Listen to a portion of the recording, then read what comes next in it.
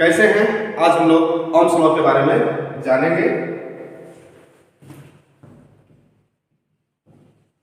Ohm's law के बारे में जानेंगे और इसके यूजेज के बारे में जानेंगे कि आखिर उसका प्रयोग कहाँ है। तो डेफिनेशन लिखने से पहले मैं आप लोगों को बताता हूँ जो वेरी वेरी क्लियर होगा, आप लोगों को समझ में आएगा, जल्दी समझ में आएगा। मैं इक्वेशन और फॉर्मूला बताने से पहले मैं एक वेरी वेरी एक इंपॉर्टेंट एग्जांपल मैं आप लोगों को बताता हूं जिसमें से आप लोगों को एकदम से क्लियर हो जाएगा। तो सबसे पहले मैं बताता हूं कि सपोज मान लो कि ये मेरा बैटरी है, हमारा और ये मेरा बल्ब है, ये मेरा बल्ब है, ठीक है। बैटरी मेरा 12 वोल्ट का है और इसी कैपेसिटी है 4 वोल्ट को सहने की। 12 वोल्ट का बैटरी हमारा है और 4 वोल्ट का कैपेसिटी है इसको मेरे बल्ब को सहने की। सिर्फ 4 वोल्ट ये कंज्यूम कर सकता है। यदि मैं इसको जोड़ देता हूं, ठीक है, तो क्या ये मेरा बल्ब चलेगा? नहीं, ये बल्ब मेरा फ्यूज कर जाएगा, ब्लास्ट कर जाएगा। तो क्या होगा? तो यही आखिर जो मेरा 12 वोल्ट माइनस 4 वोल्ट 8 वोल्ट का मेरे क्या है डिफरेंसेस है, ये 8 वोल्ट जो है इसके लिए यहां कैसे मैनेज होगा? आखिर क्या करना पड़ेगा कि ये मेरा बैटरी तो मेरा 12 वोल्ट का ही है, कैपेसिटी इसको सहने का 4 वोल्ट है, तो 8 वोल्ट कैसे मैनेज होगा जो मेरा इसी बैटरी से ये बल्ब जल जाए? तो यहाँ ओम्स लॉ का यूज होता है, ओम्स लॉ प्रयोग होता है। तो हम लोग अब इसकी फॉर्मूला से, इसके इक्वेशन से स्टार्ट करते हैं और एक एक करके हम लोग समझेंगे, एग्जांपल के साथ समझेंगे और बैटरी में कौन सा प्लस और माइनस क्या होता है इसके बारे में हम लोग जानेंगे। तो सबसे पहले मैं इसका इक्वेशन लिखता हूं और उसके बाद बारीकी से हम लोग जानेंगे। तो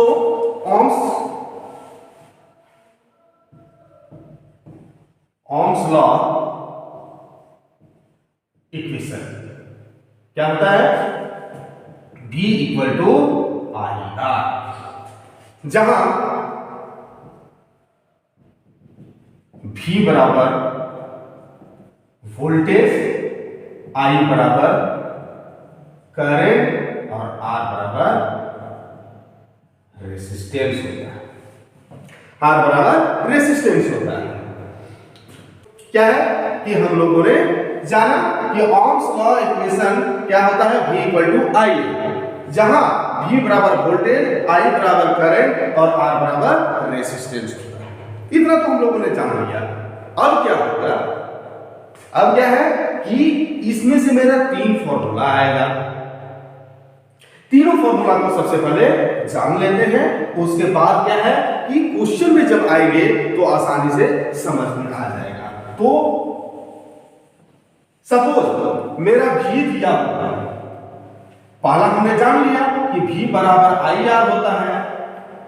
यदि हमारा IR दिया हुआ है, वोल्टेज निकालना है तो मेरा निकल जाएगा। दूसरा फॉर्मूला क्या होगा? यदि V दिया हुआ है, R दिया हुआ है, I निकालना हो तो I इक्वल टू V बटा R होता है। यदि मेरा V दिया हुआ है, I दिया हुआ है, R निकालना हो तो तीसरा फॉर्मूला होता है R बराबर V बाय R। इसी 3 फॉर्मूला पे ओम्स लॉ का सारा न्यूमेरिकल आपका बनेगा, जितने भी आपके एग्जाम में पूछे जाएंगे मोस्टली बन जाएंगे। तो हम लोग अब एग्जांपल से समझते हैं कि इस फॉर्मूला का यूज कहां होता है, कैसे होता है, इसका अब एग्जांपल से समझते हैं। सबसे पहले मैं आपको डायग्राम बनाता हूं और डायग्राम बना करके बताता हूं, उसके बाद इसके डेफिनेशन को बताता हूं। ये क्या है कि मैंने एक बैटरी बनाया, एक बल्ब बनाया। मैंने बैटरी का कैपेसिटी है 9 वोल्ट का, बल्ब का कैपेसिटी है 2 वोल्ट 20 मिली एम्पियर का। कितना है? 20 मिली एम्पियर का है। अब देखिए यहां क्या है कि 9 वोल्ट है, यहां 2 वोल्ट है। क्या ये बल्ब जलेगा? नहीं जलेगा, बल्ब ब्लास्ट हो जाएगा। तो अब क्या चीज है? अब यहां ओम्स लॉ यूज होगा।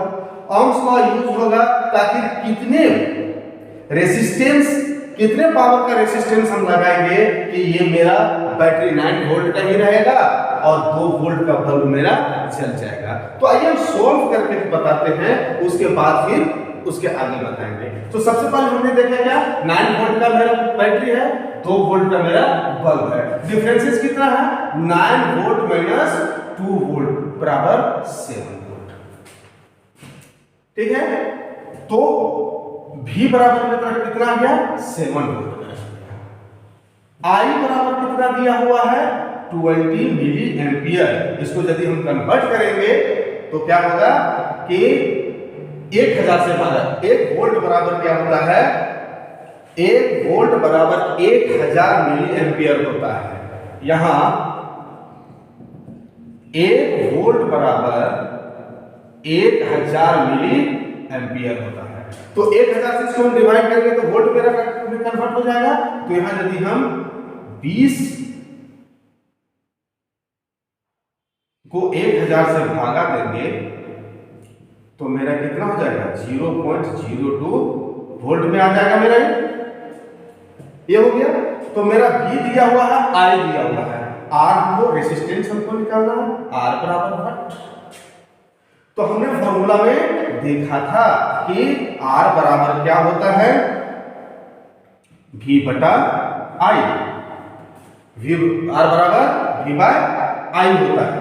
V मेरा 7 वोल्ट दिया हुआ है, R मेरा I कितना दिया हुआ है, 0.02 वोल्ट। ये कट गया। यहां जब इसको मैं पॉइंट पे काटता हूं तो ऊपर मेरा 100 आ जाएगा, तो 700/2 हो जाएगा, ये मेरा 350 आ जाएगा, 350 में कट जाएगा। अब कहां क्या हो जाएगा, R बराबर मेरा 350 ओम।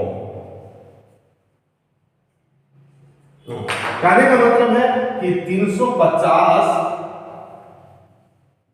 ओम, 350 ओम का रेसिस्टेंस मेरा लगेगा। तो क्या होगा, अब क्या होगा, अब मैं इसको जोड़ देता हूं, मेरा बल्ब चल गया। अब मेरा बल्ब चल जाता है। अब क्या होगा कि मेरा बल्ब फ्यूज नहीं करेगा, बल्ब अब नहीं उड़ेगा। कहने का मतलब क्या चीज है कि ओम्स लॉ यहां यूज हुआ। रेसिस्टेंस हमारा 350 ओम का मैं लगाऊंगा, 350 का लगाऊंगा, कैपेसिटी रहेगा मेरा यहाँ, तो क्या होगा, मेरा बल्ब चल जाएगा, बल्ब फ्यूज नहीं होगा। यही ओम्स लॉ कहता है, यही डेफिनेशन के साथ मैंने बताया। और एक वेरी वेरी इंपॉर्टेंट चीज जानने को यहाँ है कि सभी विद्यार्थियों को जानने की जरूरत है।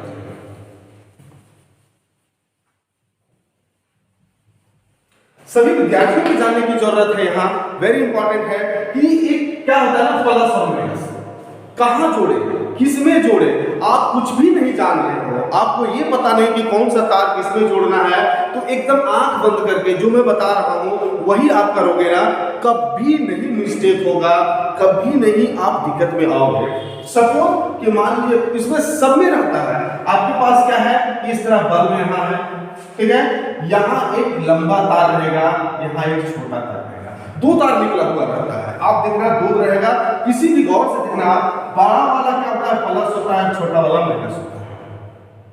ठीक है, बड़ा वाला प्लस को प्लस में जोड़ना है और छोटा वाला माइनस को जोड़ना है। एकदम ध्यान से देखना है, ठीक है।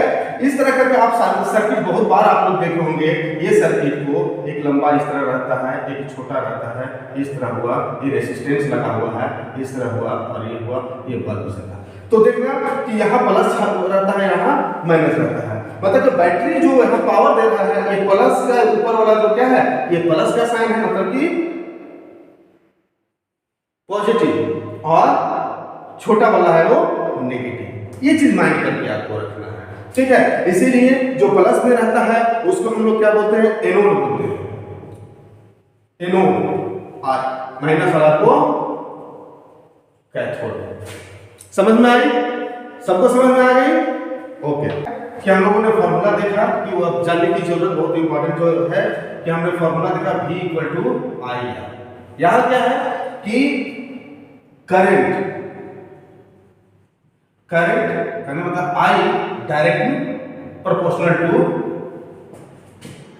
Voltage, volt. यहां क्या है कि करंट I डायरेक्टली प्रोपोर्शनल होता है वोल्टेज।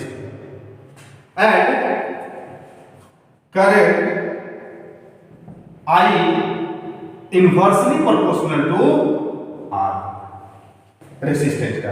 कहने का मतलब क्या चीज है यहां हम लोगों ने क्या पढ़ा कि वोल्टेज V बराबर IR होता है, वोल्टेज बराबर करंट इनटू रेसिस्टेंस हमने जाना।